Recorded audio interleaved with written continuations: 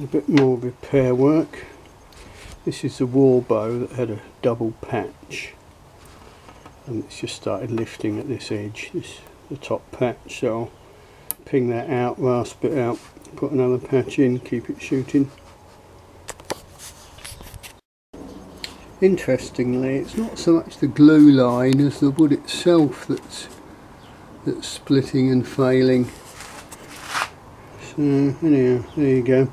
I'll dig out what I can with a chisel or a Stanley knife and then finish with rasping. Main reason for that is just to keep the dust down, because I've got sensitised to U dust, and if I'm kicking up dust I need to put a ventilated mask on, so I'll pick it out quickly first. That's it roughly cleaned back to the glue line, but you can see there it split out some of the parent wood, so I'll just sort of follow that and make the patch that little bit longer. But, yeah, glue line didn't seem too bad at all.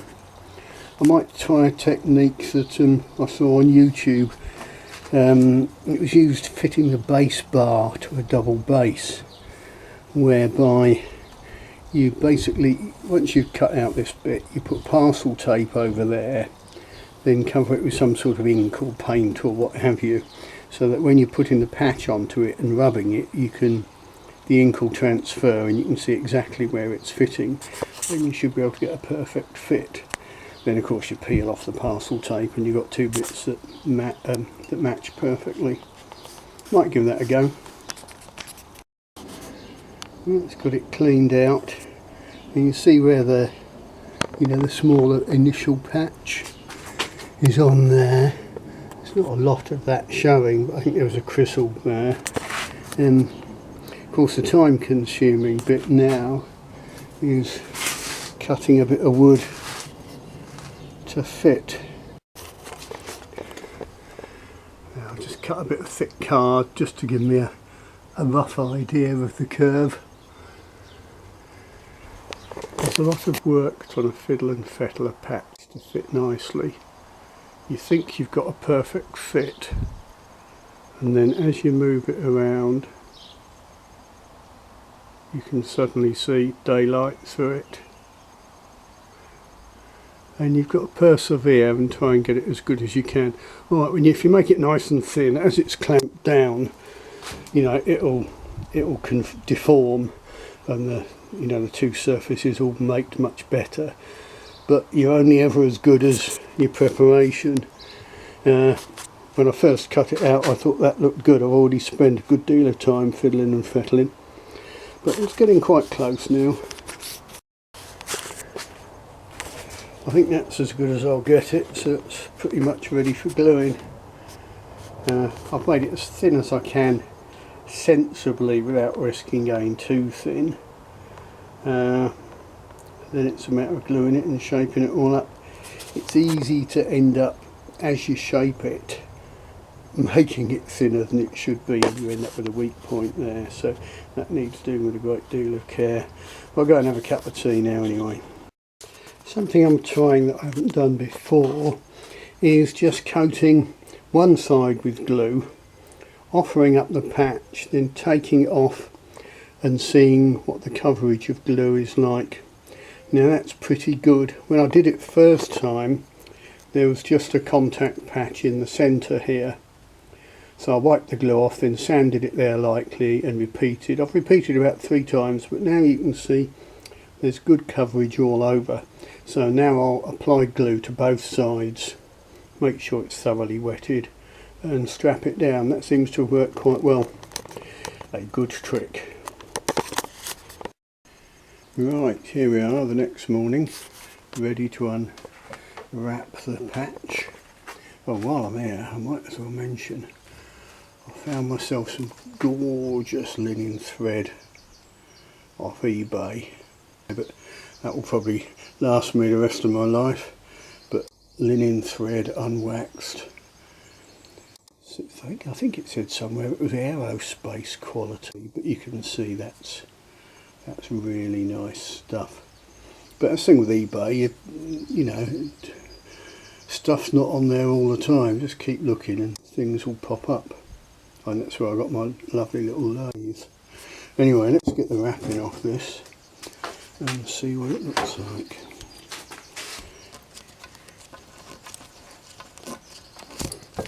There we go.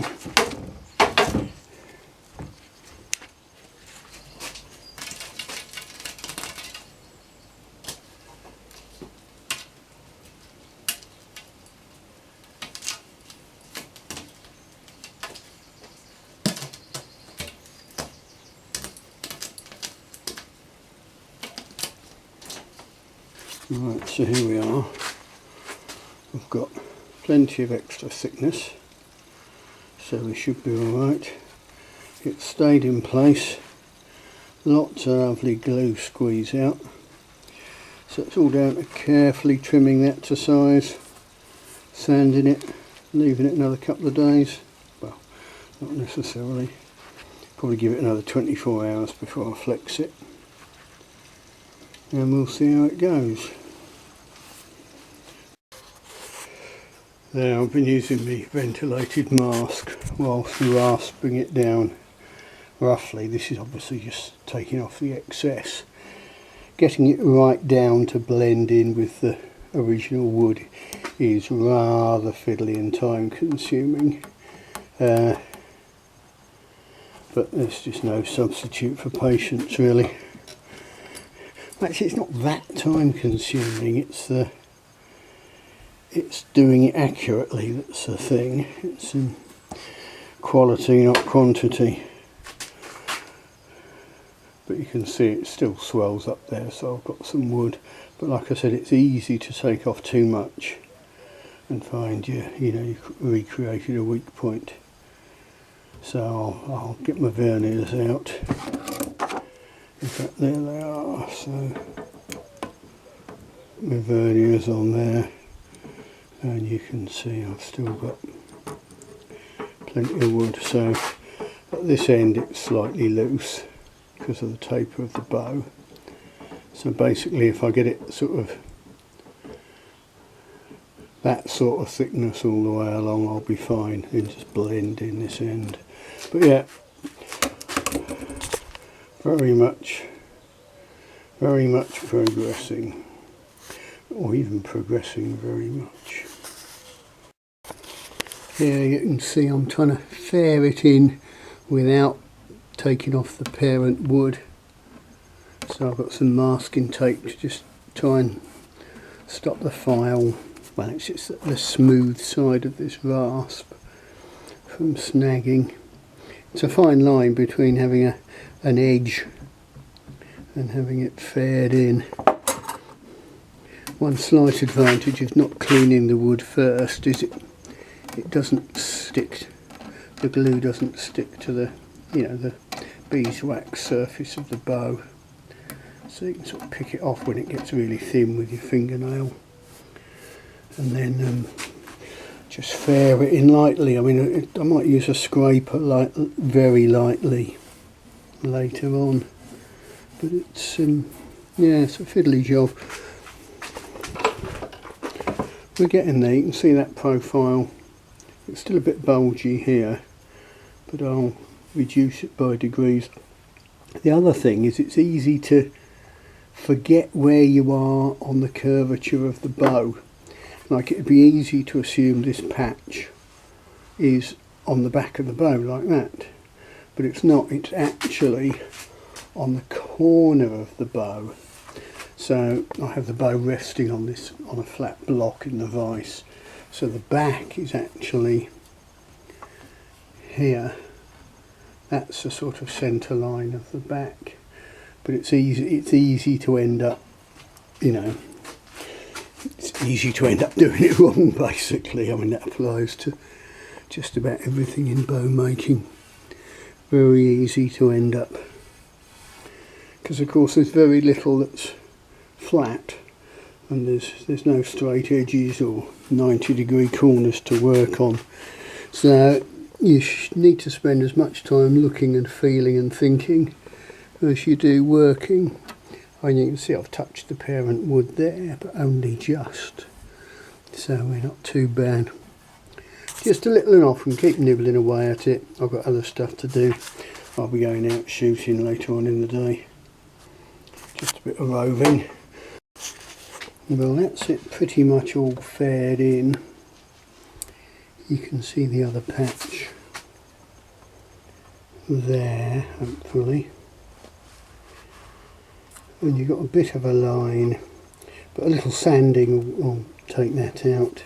But I don't want to dig in there and, you know, well, I don't want to dig in there.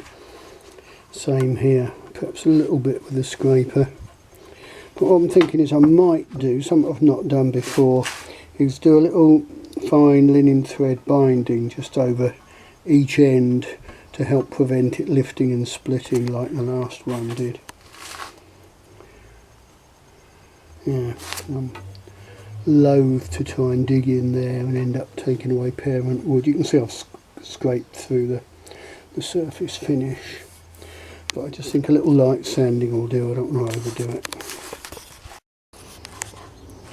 Right, I've cleaned it up a bit more, done some sanding on it, take out the tool marks, and I've also taken the finish off with some wire wool soaked in terps, so that if I do a little binding on the ends of the patch, it'll, you know, the binding will hold nicely and glue down with low viscosity super glue. That shows the original double patch fix. So I think there was probably a crizzle here, so I did this patch deep and shallow, then with the long one over the top to sort of key that one in and hold them. I'd also guessed there was a crizzle coming out from this knot. So anyhow, that's it, that's how I did it. I think I might well do the little bit of linen binding as a belt and braces, because the previous patch had split like that and had started to lift at the edge. So anything that just helps hold it together at the tips where it's a very thin, you know, layer of wood. It's got to be a good thing. It's only an old workhorse anyway, so we're not too worried about the cosmetics of it. But that looks quite a tidy job. Maybe there's something that will be of use to you guys at some point.